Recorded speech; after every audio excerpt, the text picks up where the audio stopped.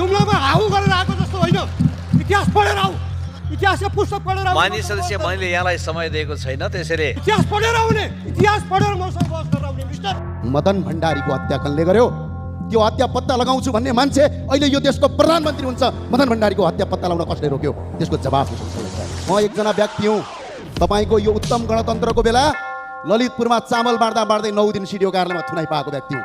र आज पनि अहिले पनि भर्खरै रापरवाका विद्यार्थी युवा नेता निराजन बमलाई तपाईँहरूले चितवनबाट अरेस्ट गरिराख्नु भएको छ। यो तपाईँहरूको लोकतन्त्र हो।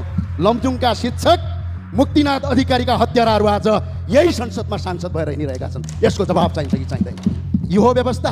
निर्मला पन्तको बलात्कारपछि हत्या भयो। तपाईँहरूका कति गृहमन्त्री फेरिए, कति प्रधानमन्त्री फेरिए, कति पटक वल्लो पक्ष सरकारमा गयो गणतन्त्रवादीहरू। एकजना निर्मलाको हत्यालाई अहिलेसम्म पत्ता लगाउन सकेका छौ?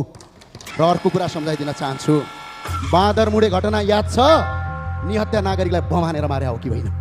खुल्ला मञ्चमा उभिएर 5000 मान्छे मैले मारेको हुँ भन्ने व्यक्ति यो देशको प्रधानमन्त्री बन्न पाउने व्यवस्था हो। भारतको दिल्लीमा लुकेर नेपालमा निहत्या मान्छेहरूको मार्नुपर्छ भनेर अगाडि बढ्ने व्यक्ति यो देशको सांसद मन्त्री बन्न पाउने व्यवस्था यो उत्तम हो? के अहिलेको प्रधानमन्त्री जनताले चुनेको हो? के अहिलेको राष्ट्रपति जनताले चुनेको हो?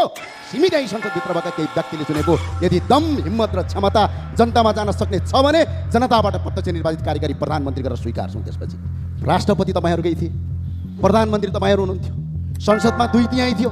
अनि मदन भण्डारीको हत्याको याद आएन? अरू साथीहरूले भन्नुभएछ मलाई। यो व्यवस्था यस्तो व्यवस्था हो, चुनाव हार्ने हरुवा तरुवाहरू मन्त्री बन्दै यो देशको प्रधानमन्त्री बन्ने, चुनावै नजितेर पनि सांसद बन्न पाउने व्यवस्था हो। त्यो भएर यो 16 वर्षको इतिहास अनि सबै मिलेर खान पाएपछि यो व्यवस्था उत्तम हो भन्नु उहाँहरूलाई स्वाभाविक हो। र अर्को कुरा, आज नेताका छोराछोरी जो यहाँ भाषण गरिरहेछन्, यी नेताका छोराछोरी र केही कर्मचारी र उच्च पदस्थका छोराछोरी युरोप अमेरिका पढ्ने तर गरिब दुखी जनताका छोराछोरी आज दुबई र खाडीमा गएर बेल्चा हान्नुपर्ने।